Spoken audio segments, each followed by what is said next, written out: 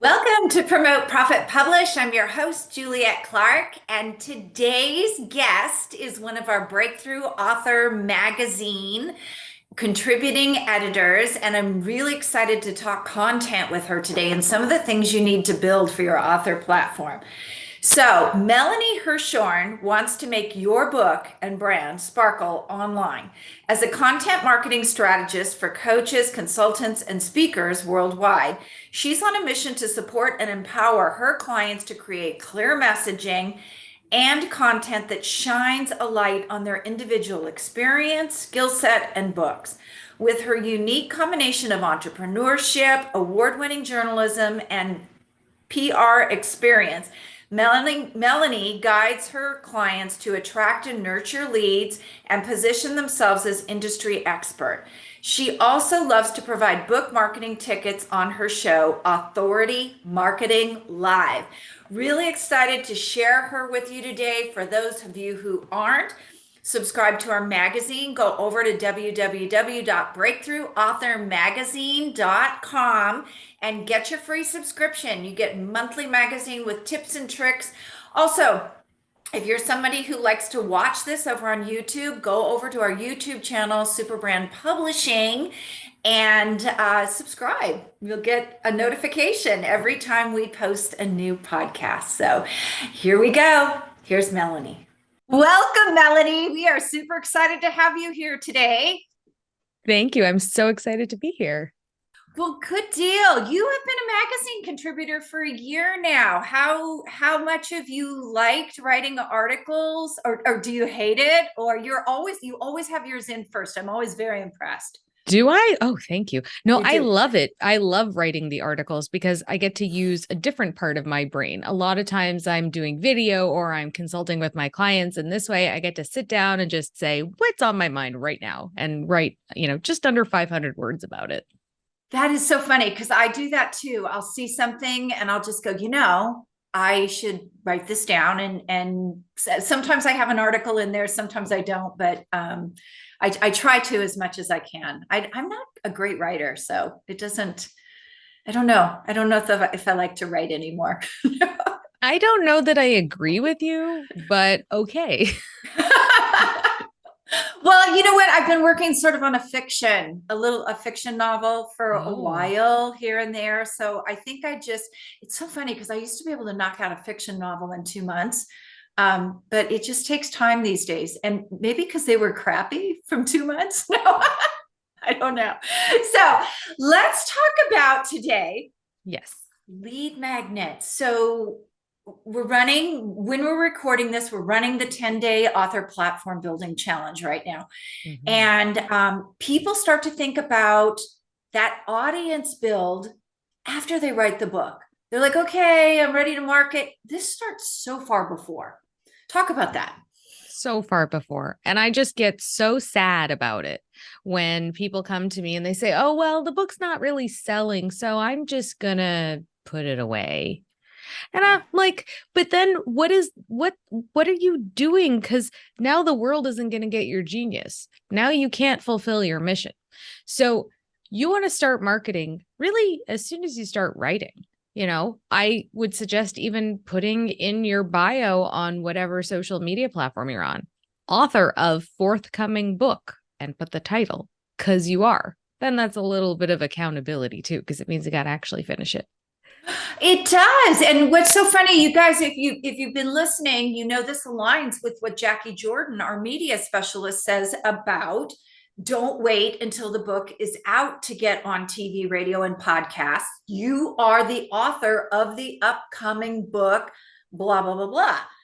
And, so very true, because if you're writing an expert book, you're not just the expert in that book, you're probably an expert on a number of topics around that book that you can talk about. Does that make sense? Yeah, you're a subject matter expert. So your book might touch upon lots of different things, but no matter what, you want to just start letting people know about it, because then they can get excited and it adds that credibility, right? That people are like, oh, Juliette knows about publishing and she wrote a book on it. It's that kind of thing. They're like, all right, well, she obviously knows what she's talking about, so I should pay attention to what she's putting out there. Exactly, exactly. So you and I, before we jumped on, we discussed you work with authors on getting their lead magnets, their emails, all that done. And I was telling you about I love content, how we start at the very beginning. And it's so difficult to get people to keep this up on a regular basis. So how do you do that? How do you keep it consistent with that accountability? Well, that's it. That's why you need that accountability built in. That's why I have two ways that I work with clients, which is either in a one-on-one capacity or in a program where there's built-in accountability emails. Because it's true, you get behind and then you say, oh, just forget it. That's just human nature. Yeah. But I'm not going to let you do that. She's a ball buster like me. You didn't do your homework? I'm hanging up now. No. Exactly. So the lead magnet piece, what are some really great lead magnets that subject experts can put together? Because their sense when they come to me is, oh, I'm just going to use a chapter from my book. Nobody wants that. Not exactly. Look, you're like, I'm cringing. The common parlance of our day is cringy, and that is cringy because nobody wants to read the first chapter of your book as a way to entice them to read more.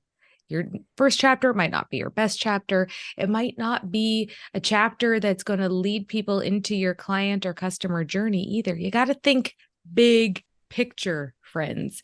So I'm going to just tell you about my lead magnet as an example. Okay. So my lead magnet is your ultimate book marketing checklist. And when you download it at vipdigital.live/checklist, you will get your ultimate book marketing checklist. So you're going to be able to learn what it is you are going to need to set up to start marketing your book, plus a little bit on how to create a lead magnet based on your book. And you are then going to know how to know what to do and learn more as you get into my client journey. You'll learn more from emails and social media and getting invited to things that I do. So that's the journey, right? So what is a great lead magnet? Usually it's the before your book. So let's, throw out an example of a client that you've worked with recently on their book. So Alita Morrill, she's not quite ready to publish, but she is writing a book on sort of mindfulness and energy work. So she just put together a 7-series video. So we're dropping a video a day, and it is about 2 minutes. So not long. You don't want a book in a video because people are consuming. So it's just step by step how to get yourself into a mindful, positive energy atmosphere. I like it. It's a little bit long though, because in a lead magnet, ideally you want to give the person a quick win, something they can turn around with in, 36, 48 hours and go, oh, okay. Yeah. This person knows what they're talking about. And I worry with this lead magnet of 7 videos that by video 4, they're going to start building up and, oh, I'll get to that later kind of thing. And then in video 7, where it's the join my program or what have you, it's not there. People aren't joining because they haven't opened the email to know to join. So that's what I would need. So I'd be concerned about that. Whereas if you are, and also the other thing is not everybody's into video. So perhaps if you have both, but I like the fact that if it's the big picture mindfulness. So you've broken it down and said, well, what would be the step before? And that's how to sort of get into the idea of being mindful. And, an example I sometimes give is if you're a life coach that's written a book on how to have work-life balance, wink, wink, nudge, nudge, if that really exists, which I don't think it does. But let's say you did and you do, then your lead magnet could be how to have a balanced morning. Yeah. Just something really quick. So you know that when you wake up in the morning and you follow these 10 steps or 5 steps, that you're going to have balance. And then you're going to go, wow, that life coach just changed my life a little bit. I wonder what else they could do. So that, and the lead magnet, honest to God. Okay. So I have to go back, Juliet, because I once had a meeting with a woman who she was upset because she knew she was not selling books. She'd hired a publicist. The publicist had done a great job. Okay. Now, this is not a knock on the publicist. They had gotten her onto lots of things, including, I think, a morning show, like a national morning show. So they did a phenomenal job. But I said to her, how many books have you sold? And she said, she sold 100 books, which is not obviously what she wanted. And I looked at her website and I looked at her socials, and I could see that it was a messaging problem. And that it was so unclear what she was offering that nobody was buying. And the same with the lead magnet, because she told me that her publisher said, well, just give away the first chapter of your book, and that will surely get people to join you in your, I don't know what, because nobody was downloading it. And I said, that's a common mistake that authors make. They try to give away the first chapter. And her response was, well, I gave away the table of contents too. Oh, what? And in an effort not to be rude, I kind of said, well, I don't usually read the table of contents, even when I'm reading a book. I can't imagine that would be something that people would, expressly go out of their way to download. And well, she was not having it, but it's fine.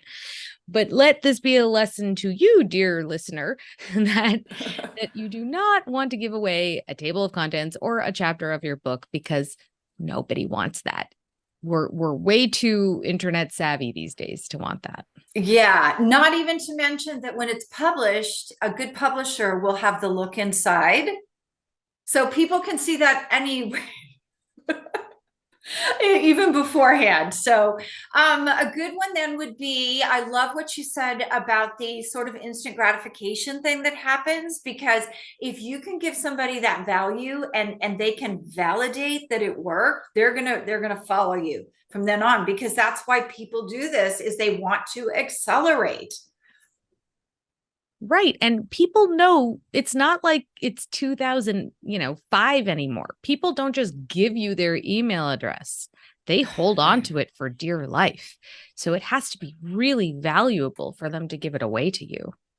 That is so true. That's why we've been using LinkedIn newsletters so much, because they can subscribe, and I know who's subscribed, but they don't have to opt in. And we don't do any of the emails. I'm not a big fan of the 7 emails and something at the end, but a call to action at the end. But I will distribute content through my email. So helpful things on that. You do. And I get your emails and I read them, and they are helpful. Do you? Yeah. Well, so thank you. They're my podcast, so you'll be reading about yourself soon. Yay! My favorite subject. So they need to put together, and it sounds really easy when you say, okay, I'm going to put together this lead magnet and I'm going to distribute it and people will opt in. But there's more to it. There is the new tech you're learning. So one of the reasons you have to start so far out is you're learning the tech of your drip campaign. For most people, they're learning the tech of how to deliver that lead magnet. They're learning how to distribute it. They're learning where to put it. There's a lot there that has to be learned. Absolutely. And I mean, don't feel bad about not knowing. We're not born knowing this stuff. And unfortunately, the big marketing gurus who are, faces are splashed all over Facebook and LinkedIn and what have you, they make everything seem like, well, if you just sign up with them, then it'll be just so simple. It'll be so simple, right? And it's not. You need a guide to show you how to do it. But then once you've done it once, it's so much easier to do it again. I remember watching webinars, about 10 years ago, and, just taking notes feverishly. What's a landing page? I don't know. But here I am helping authors create theirs, and I could probably do it while I was sleeping at this point. So there's a learning curve, but once you learn, you can get it. You can. And I want to bring up a point about, I'm so glad you brought up landing pages. You guys, and I'm sure you're the same way, Melanie, is when someone shows you a landing page they created themselves, you can tell they created it themselves. Yes, you can. Yes, you can. So I want to really bring that out to you guys. You need an actual designer because we can tell from the colors, we can tell from the proportion, we can tell from the layout when you have done this yourself. And I think the worst place I see this is Wix. Maybe. Oh, yeah. Yeah, Yep. because they don't have the flexibility to do the things that you want to do. So if you don't have that lead magnet up in the upper 1/3, I know you did this yourself. If you have images that don't match what you're going for, the messaging. So it is really important that you hire somebody like Melanie who knows how to lay that out, who knows how to write the copy, who knows how and what the color schematics. That's another thing where people go, oh, I like pink. Pink is a juvenile color. Or I love this one. You guys, I know I say this all the time. There's this person called the Red Hot Healer, and it's because she's red. She has red hair and she's really good looking. I think she's down in Arizona. Okay. But people don't associate red hot with healing.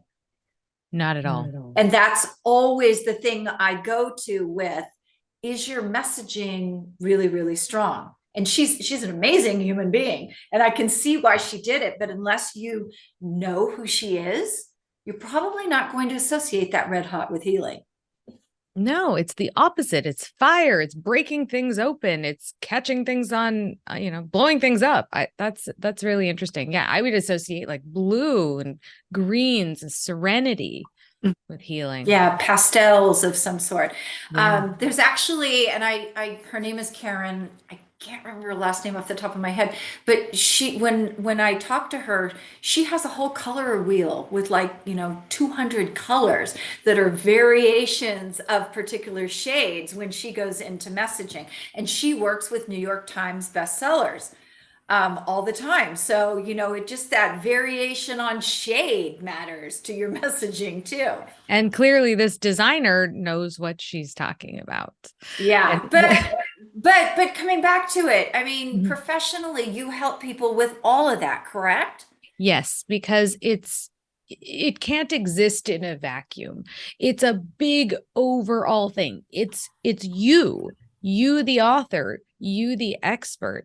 It all has to be cohesive and clear so that anybody who is your ideal reader is going to happen to come across your website, or they happen to come across your Facebook, and it's all cohesive and it all says the same thing and lets them know exactly who you are, what you do, and how you help them, and where they can buy your book. Exactly. Another reason that someone like Melanie is helpful is, if you're not a copywriter, you get into these really, how do I describe, kitschy maybe?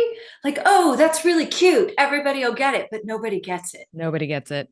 Like around your name or around something. So you really need somebody who knows how to write copy. I can tell when you write your own copy on those landing pages that are, you know what I mean?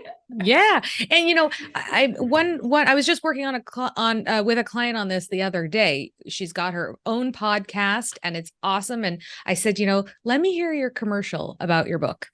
And so I read it and I said, oh, okay, this is what we have to fix here. Because a lot of times people will start things with I.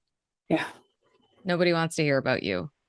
If you take nothing away from this conversation today, I just want you to remember that anytime anybody sees anything of yours, they're really thinking, what's in it for me? So I love that. So right now you're listening to me and Juliet have this wonderful conversation and you're thinking, what's in it for me? What value am I going to get out of this conversation? And I hope you got lots of value out of it, knowing that it's what's in it for you. So when you're sitting down to write any kind of copy, you really have to be thinking about your audience. Even your about section isn't really about you. It's about the audience. Yes, that is so, so true. And I'm just going to say this, you guys, those people out there who make this look so easy, I don't know if you find this, but I do. I have worked with some of those people who have really slick, glossy marketing, and they are great marketers, but they're not great servers. So you'll sign up for a program, and I remember my very first glossy marketer that I signed up for a program. I actually was disappointed 6 weeks in. And it just got worse and worse as it went along because she kept doing the same thing over and over. It wasn't helpful. We got a call with her every quarter, and it was literally a 15-minute call, long enough for her to say, "Hi, Melanie, how you doing? How you liking the program, dear? Oh, I'm so glad to hear that. Gotta go to my next call." And Yeah. it was awful. So, having someone who can help you temper sort of that ego and make it look nice, but also come off as someone who's worried about service, who's actually, invested in their clients.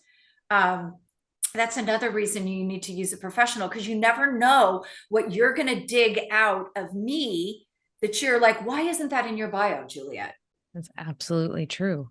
Because it's, first of all, it's very hard to do your own marketing. Yes. It's very hard to be objective.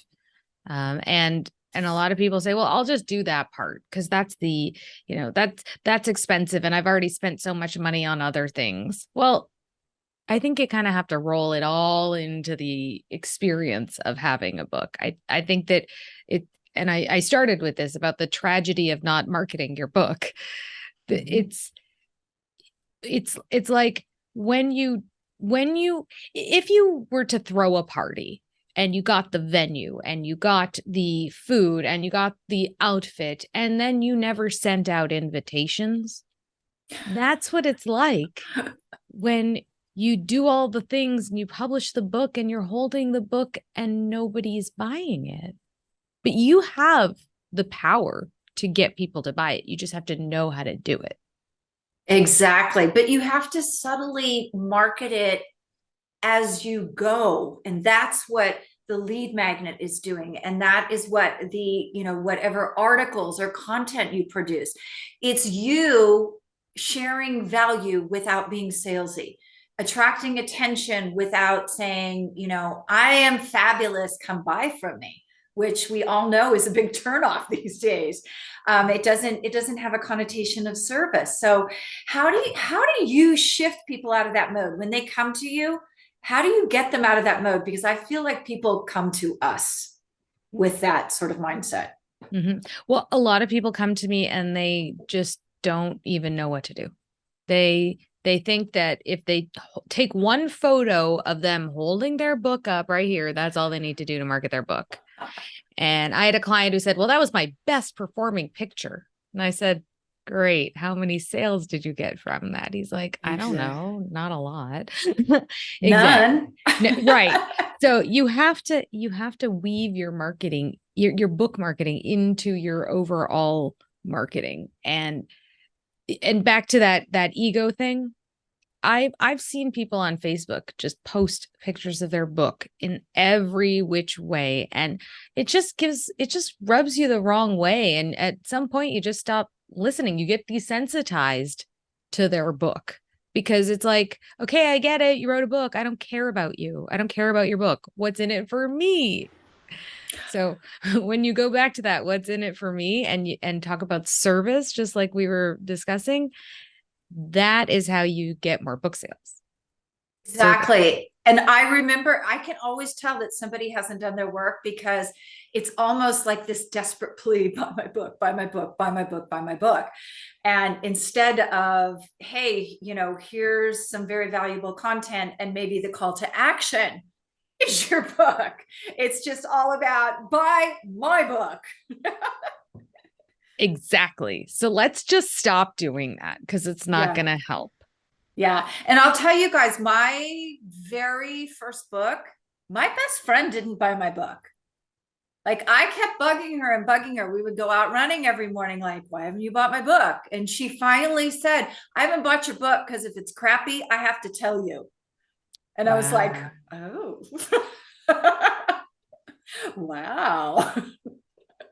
And that's the thing, you know, I used to have a breastfeeding clothing company and my stuff sold on Nordstrom.com, but a lot of my friends that had babies and would not even think of buying it.